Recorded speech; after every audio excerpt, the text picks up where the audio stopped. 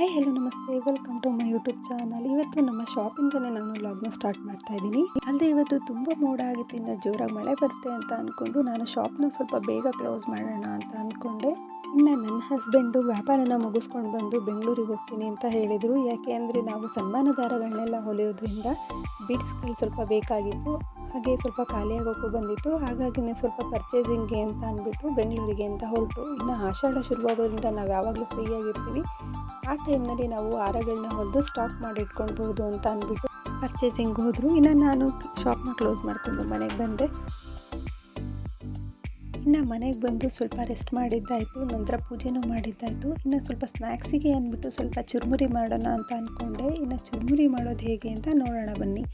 ಒಂದು ಬಾಣಲಿಗೆ ಸ್ವಲ್ಪ ಎಣ್ಣೆನ ಹಾಕಿ ಬಿಸಿಗೆ ಇಡ್ತಾಯಿದ್ದೀನಿ. ಅದಕ್ಕೆ ಒಂದು 3 ಟೇಬಲ್ ಸ್ಪೂನ್ ಆಗೋಷ್ಟು ಕಡಲೆ ಬೀಜನ ಹಾಕಿ ಫ್ರೈ ಮಾಡ್ತಾಯಿದ್ದೀನಿ.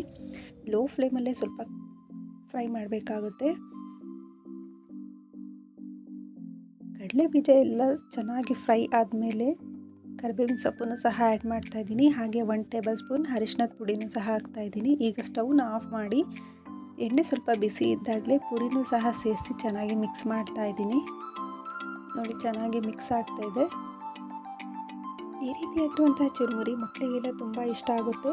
ಇದ್ರ ಜೊತೆಗೆ ನಾನು 2 ಕಟ್ ಮಾಡಿ ಇಟ್ಕೊಂಡಿರುವಂಥ ಈರುಳ್ಳಿ, 2 ಟೊಮೆಟೊ ಹಾಗೂ ತುರಿದಿಟ್ಟಿರುವಂಥ ಕ್ಯಾರೆಟು, ಸ್ವಲ್ಪ ಕೊತ್ತಂಬರಿ ಸೊಪ್ಪನ್ನು ಸಹ ಹಾಕ್ತಾಯಿದ್ದೀನಿ.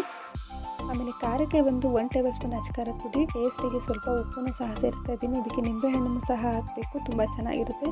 ಎಲ್ಲ ಟೋಟಲಿಯಾಗಿ ಚೆನ್ನಾಗಿ ಮಿಕ್ಸ್ ಮಾಡಾದ್ಮೇಲೆ ಈ ರೀತಿಯಾಗಿ ಕಾಣುತ್ತೆ. ನೀವು ಒಂದ್ಸರಿ ಮನೆಯಲ್ಲಿ ಟ್ರೈ ಮಾಡಿ. ನೈಟು ಊಟಕ್ಕೆ ಅಂತ ಅಂದ್ಬಿಟ್ಟು ಸ್ವಲ್ಪ ಚಪಾತಿ ಹಿಟ್ಟನ್ನು ಸಹ ಕಲಸಿಟ್ಕೊಂಡಿದ್ದೆ. ಅದ್ರ ಜೊತೆಗೆ ಮಸಾಲ ಎಗ್ ಬುರ್ಜಿ ಮಾಡೋಣ ಅಂದ್ಬಿಟ್ಟು 2 ಕಟ್ ಮಾಡ್ಕೊಂಡಿರೋಂಥ ಕ್ಯಾಪ್ಸಿಕಮ್ ಹಾಗೂ 4 ಹಸಿಮೆಣಸಿನ್ಕಾಯಿನೂ ಸಹ ಹಾಕಿದ್ದೀನಿ.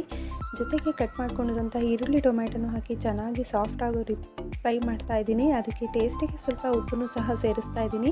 ಜೊತೆಗೆ ಶುಂಠಿ, ಬೆಳ್ಳುಳ್ಳಿ ಹಾಗೂ ಚಕ್ಕೆ ಲವಂಗನ ಸೇರಿಸಿ ಪೇಸ್ಟ್ ಮಾಡಿರೋಂಥ ಪೇಸ್ಟ್ನ ಹಾಕಿ ಫ್ರೈ ಮಾಡಿಟ್ಕೊಳ್ತಾ ಇದ್ದೀನಿ.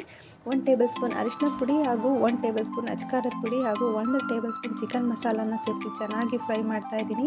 ಕೊನೆಯದಾಗಿ ಸ್ವಲ್ಪ ಕೊತ್ತಂಬರಿ ಸೊಪ್ಪನ್ನು ಆ್ಯಡ್ ಮಾಡ್ತಾಯಿದ್ದೀನಿ. ಇದೆಲ್ಲ ಚೆನ್ನಾಗಿ ಮಿಕ್ಸ್ ಆದಮೇಲೆ ಒಂದು ಬೌಲಿಗೆ ಒಡೆದಿಟ್ಕೊಂಡಿರುವಂಥ ಮೊಟ್ಟೆ ಏನಿದೆ ಆ ಮೊಟ್ಟೆನೂ ಸಹ ಸೇರಿಸಿ ನೀಟಾಗಿ ಮಿಕ್ಸ್ ಮಾಡಬೇಕಾಗುತ್ತೆ. ಅಂದರೆ ಮೀಡಿಯಮ್ ಫ್ಲೇಮಲ್ಲೇ ಇದನ್ನು ಫ್ರೈ ಮಾಡಬೇಕಾಗುತ್ತೆ. ಫೈನಲಿಯಾಗಿ ಎಗ್ ಬುರ್ಜಿ ರೆಡಿಯಾಗಿದೆ. ಇದನ್ನು ರೊಟ್ಟಿಗಾಗಲಿ ಚಪಾತಿಗಾಗಲಿ ನೆಂಚ್ಕೊಂಡು ತಿನ್ಬೋದು. ನೀವು ಒಂದ್ಸರಿ ಮನೆಯಲ್ಲಿ ಟ್ರೈ ಮಾಡಿ. ಈ ವಿಡಿಯೋ ನಿಮಗೆ ಇಷ್ಟ ಆಗಿದೆ ಅಂತ ಅಂದ್ಕೊಳ್ತೀನಿ. ಇಷ್ಟ ಆಗಿದ್ದಲ್ಲಿ ಲೈಕ್ ಮಾಡಿ, ಶೇರ್ ಮಾಡಿ, ಕಮೆಂಟ್ ಮಾಡಿ ಹಾಗೂ ನನ್ನ ಚಾನಲ್ನ ಸಬ್ಸ್ಕ್ರೈಬ್ ಮಾಡಿ. ಮತ್ತೆ ಸಿಗೋಣ ಮುಂದಿನ ವಿಡಿಯೋದಲ್ಲಿ. Thank you.